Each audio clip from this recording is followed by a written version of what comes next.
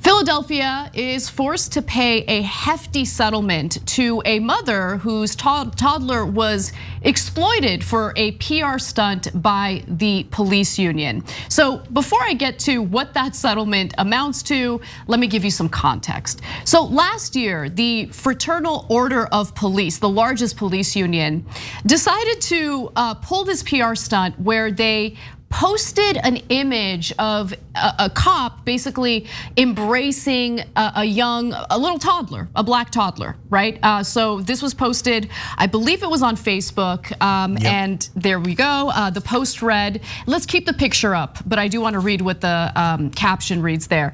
The child was lost during the violent riots in Philadelphia, wandering around barefoot in an area that was experiencing complete lawlessness. The only thing this Philadelphia police officer cared about in that moment was protecting this child, right? So this was a way of doing obviously positive PR for the cops, but the main point here was to essentially speak out against the Black Lives Matter protests that were taking place at the time.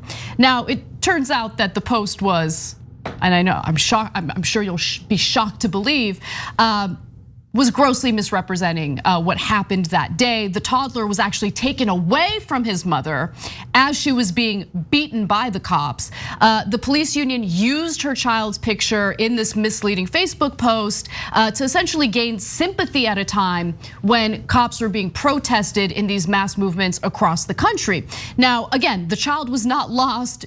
The child was taken away from his mother and the mother was met with brutality. Now, here's how things really went down that night. Nursing aide Rickia Young was heading home in the early hours of October 27th of 2020 when she unknowingly drove into a large protest over the police killing of Walter Wallace Jr.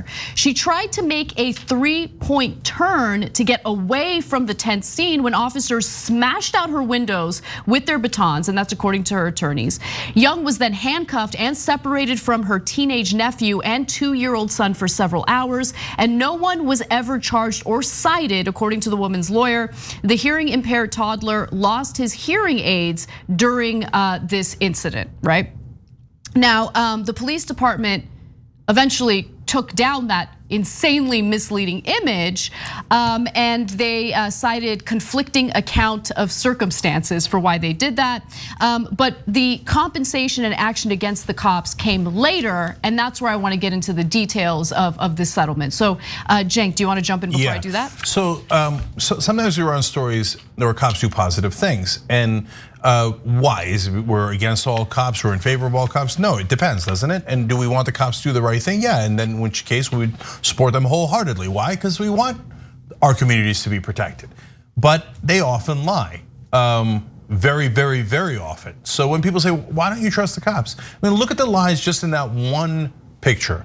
They said that there was violent riots and the kid was walking around barefoot in this lawless area. But you didn't tell them that you beat the crap out of his mom for no reason at all when she hadn't done anything wrong, and he was barefoot because you assaulted his family. That might be a relevant part of the story, and which you then turned around in a massive lie. And then if you notice the last sentence there, as Anna showed you, was the only thing the Philadelphia police officer cared about in that moment was protecting the child. No, earlier, Philadelphia police cared about assaulting the mom viciously, dragging her out of the car, and then leaving the kid to wander around barefoot until they found him and then did a photo op with him. Right. It's just, it really is quite sick. Absolutely. So let's get to Rickia Young fighting back, and I'm very happy she did. So Young and her child last week filed a lawsuit against the union seeking damages for invasion of privacy and infliction of emotional distress. 2 Philadelphia policemen, an officer and sergeant, have since been fired, which is great, in connection to the treatment of Young, and that's according to a city spokesperson. The city of Philadelphia will also pay $2 million to Rickia Young, who was again pulled from her car, beaten by officers, and had her toddler used for social media fodder by the police union, officials said.